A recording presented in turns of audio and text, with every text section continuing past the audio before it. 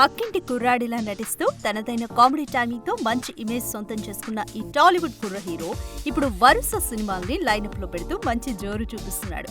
సామాజిక వర్గంతో solid success కొట్టిన ఈ మధ్య విడుదలైన స్వాగ్ సినిమా సత్తా చాటలేకపోయినా విష్ణు ఇప్పుడు ఏకంగా 3 సినిమాల్ని లైనప్ లో పెట్టడం విశేషం.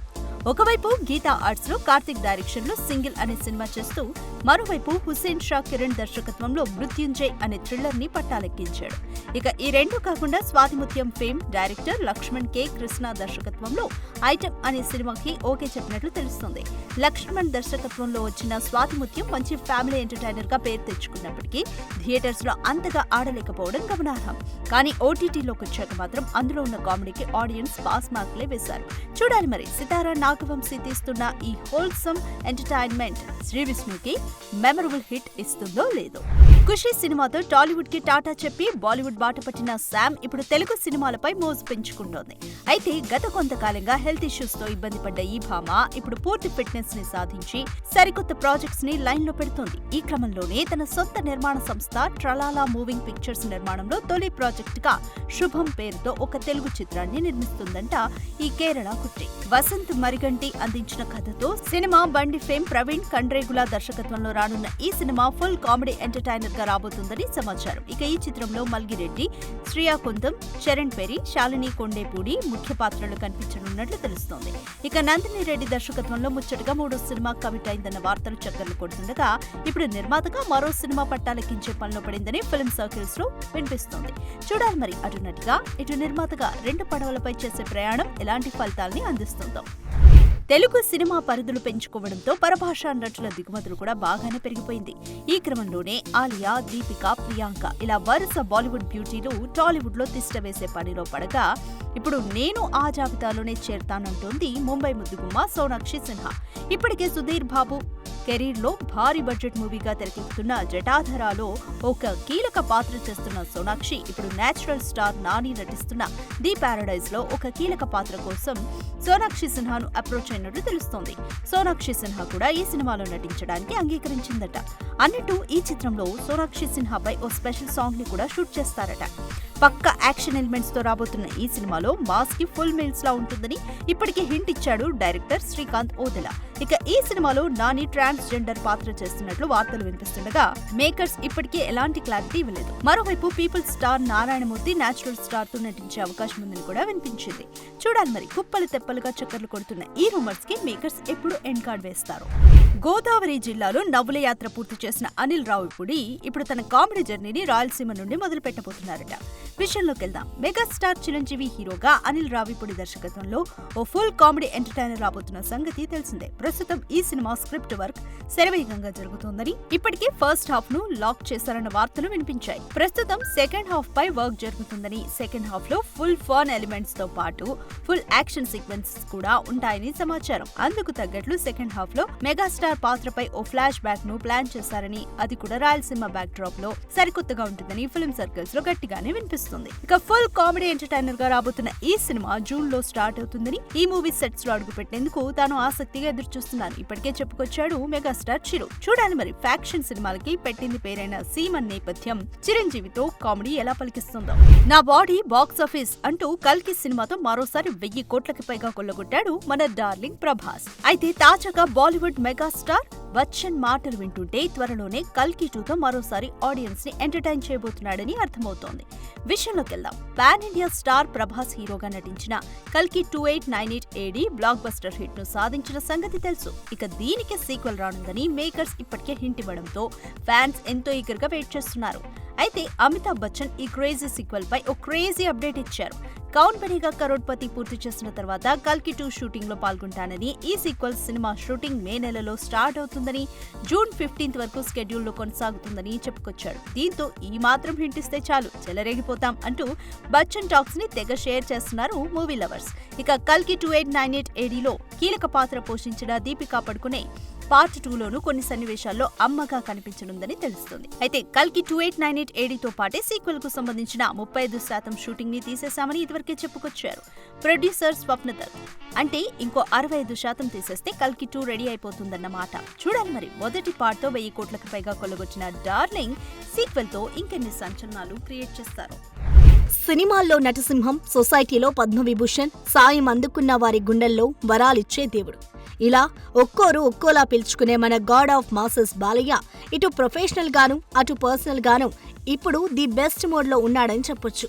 ఇలా అక్కడ ఇక్కడ కాదు, అంతటా నేనే అన్నట్టుగా వేస్తున్న ప్రతి అడుగులో, చేస్తున్న ప్రతి పనిలో విజయ డంకా మోగిస్తున్నాడు మన బాలయ్య.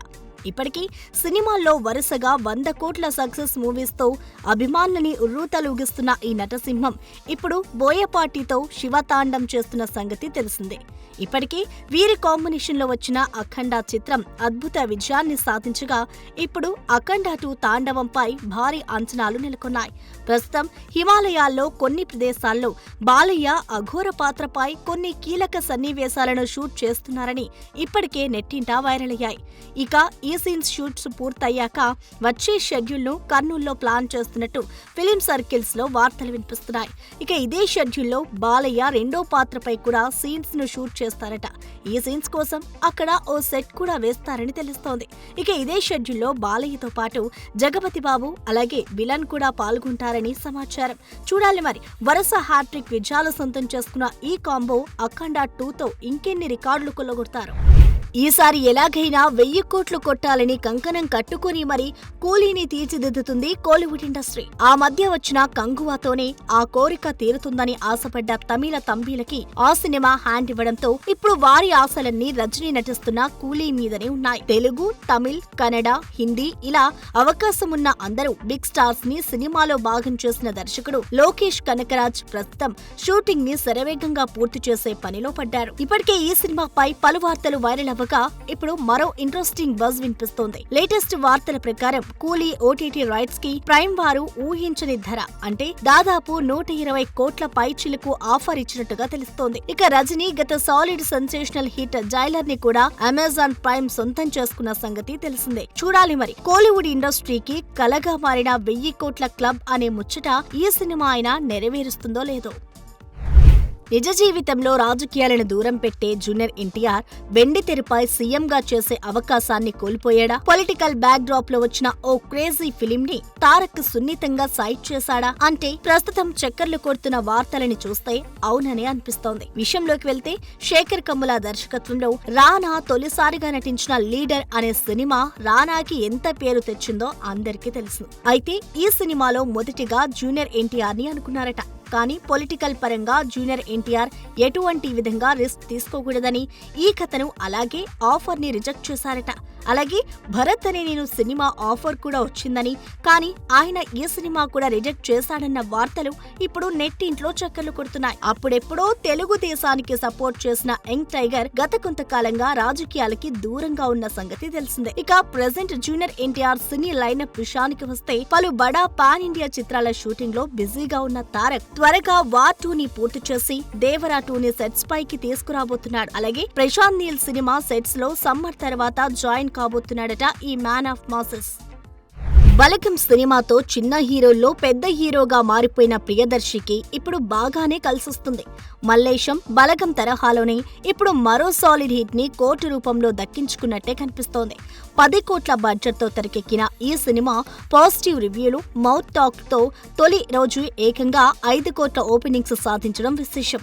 ఈ మధ్య కాలంలో టైర్ 2 హీరోలకు కూడా ఈ స్థాయిలో ఓపెనింగ్స్ రాలేదంటే సినిమా ఏ స్థాయిలో ఆకట్టుకుందో అర్థమవుతోంది. ఇక చావా, డిప్లొమాట్, దిల్ రూబా వంటి సినిమాలు థియేటర్లలో ఉన్నప్పటికీ కోర్టు దుమ్ము రేపుతుండడం విశేషం. ఇక సినిమా థియేటర్లో సాలిడ్ రెస్పాన్స్ దక్కించుకోవడంతో కోర్టును ఎప్పుడెప్పుడు ఓటీటీలో చూస్తామా అని ఈగర్ గా ఎదురు చూస్తున్నారు ఓటీటీ లవర్స్. ఇక ఓటీటీ డీల్ విషయానికి వస్తే ఈ సినిమా డిజిటల్ రైట్స్ ని ఫ్యాన్సీ రేట్ కు ఓటీటీ దిగ్గజం నెట్ఫ్లిక్స్ సొంతం చేసుకుంది. ఓటీటీ నిబంధనల ప్రకారం థియేటర్లో విడుదలైన 5 వారాల తర్వాత ఈ సినిమా ఓటీటీ ముందుకు రావాల్సి ఉంది. దీన్ని బట్టి చూస్తే ఏప్రిల్ మొదటి వారం లేదా 2వ వారంలో కోర్టు సినిమా ఓటీటీలో స్ట్రీమింగ్ అవ్వాలి. అయితే థియేట్రికల్ గా మంచి వసూళ్లు సాధిస్తుండటంతో ఓటీటీ లవర్స్ మరికొన్ని రోజులు ఓపిక పట్టాల్సిన అవసరం ఎంతైనా ఉంది.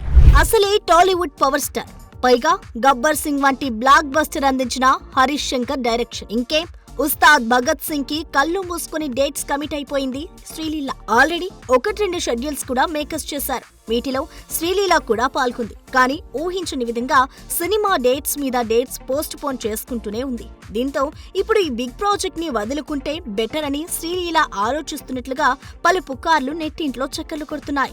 ఆఫర్ వచ్చిందే తడవుగా మిగతా సినిమాల డేట్స్ అడ్జస్ట్ చేసి మరీ కాల్ షీట్స్ ఇచ్చింది ఈ డాన్సింగ్ క్వీన్. కానీ ఇప్పటికీ సినిమా ముందుకు వెళ్లకపోతుండటంతో శ్రీలీల ఈ సినిమా నుంచి తప్పుకోవాలని చూస్తున్నట్టుగా తెలుస్తోంది. కాగా ఇప్పటికే ఆలస్యం అవ్వడంతో ఇక ముందు ఎప్పుడు ఈ సినిమా మొదలవుతుందో కూడా క్లారిటీ లేకపోవడం, పైగా ఒకవేళ ఇది మొదలైతే మరో సినిమాకి ఇచ్చిన డేట్స్ మళ్లీ ఇబ్బందికరంగా మారుతాయేమో అని శ్రీలీల ఈ షాకింగ్ డెసిషన్ తీసుకున్నట్టుగా తెలుస్తోంది. మరి ఇందులో ఎంత మేర నిజముంది అనేది మేకర్స్ బయటపెట్టాలి. ఒకవేళ శ్రీలీల గనుక తప్పుకుంటే ఇలా తప్పుకున్న రెండవ హీరోయిన్ అవుద్ది. ఎందుకంటే ఇలా సినిమా బాగా ఆలస్యం కావడంతో ఇప్పటికే పూజా హెగ్డే తప్పుకున్న సంగతి తెలిసిందే.